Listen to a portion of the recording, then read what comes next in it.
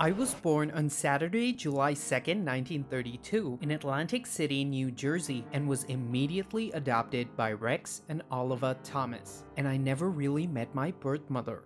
When I was only 5 years old, my mother died, and my father left to look for job openings elsewhere, sending me to live with my grandma, Minnie Thomas, in Maine. Initially, I was really upset. I felt as though I was an orphan all over again, even though my grandma tried her best to fill the void. As I grew up, I was encouraged by the value of client assistance, respect, and the mantra of never cutting corners. Fast forward to about a decade, and I moved back in with my father in Fort Wayne, Indiana when I was 12. There I tried my hand at different restaurant jobs and was unfortunately fired from most for managerial complaints. You're fired. You're fired. You're fired. You're fired. You're fired. But that didn't stomp my love for the restaurant business. In fact, I even dropped out of secondary school in the 1950s to begin my full-time career in the restaurant industry. But the universe had other plans. Shortly after my leap of faith, the Korean War broke out and I was enlisted under food service for the Army, where I helped feed thousands of US soldiers. After the war, I came back to Fort Wayne and took up a job in Hobby House, a restaurant I worked at before. It was during this time that I met and worked closely with Colonel Sanders, the founder of KFC, who formed a franchise partnership with the owners of Hobby House. As our partnership was in motion, the franchises soon began to struggle. Sales were not as strong as we had hoped. And fortunately for me, this opened a once-in-a-lifetime opportunity, one that put me on a new path. You see, the Colonel offered me a share of KFC interest if I could turn the franchise around. Now determined, I did exactly that. By the late 1960s, I not only helped increase the overall sales, but the marketing as well. This achievement inspired me to branch out alone with a creative burger idea. To start, I sold my $1.5 million worth of ownership interest in KFC back to the Colonel and used that money to fund the enterprise.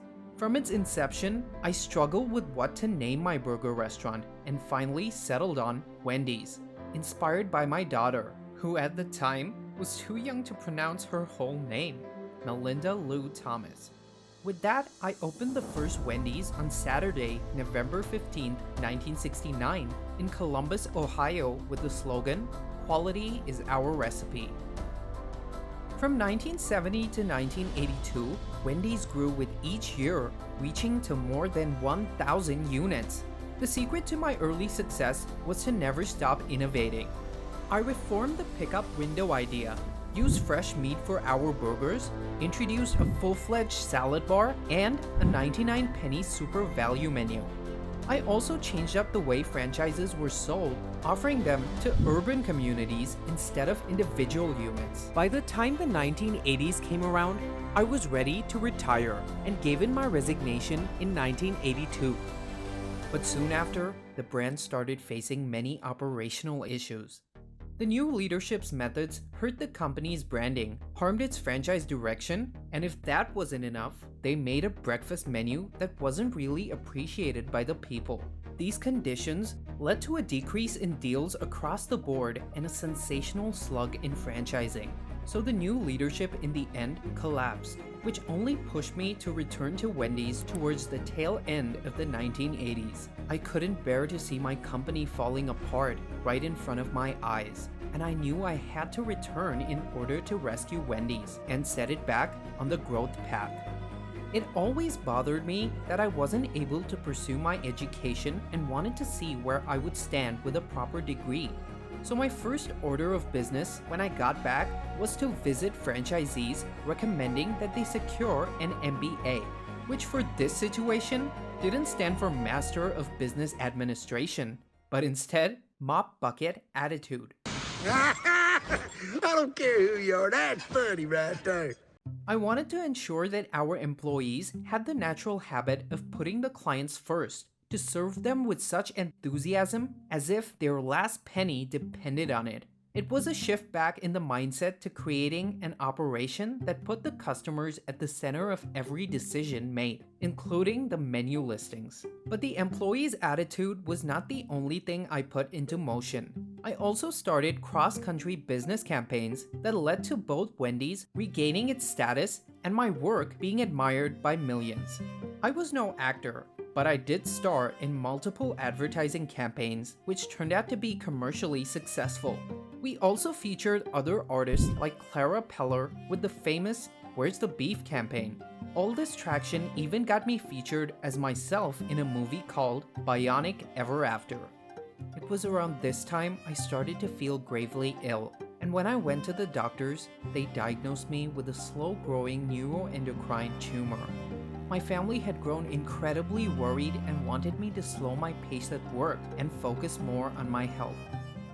In 1982, I was beginning to notice that a lot of youngsters were getting inspired by the fact that I lived a successful life without an education. And so, in order to change this misconception, a group of friends and I came together to form a school known as the Wellington School in Columbus, Ohio. To add on to this, I became a student at Coconut Creek High School and earned a GED in 1993. I was inducted into the Junior Achievement U.S. Business Hall of Fame in 1999. I would keep on leading the Wendy's brand till my health permitted it. Unfortunately, the tumor had spread to my kidneys and I passed away on Tuesday, January 8, 2002. After my death, my daughters still continue to own and run multiple Wendy's locations.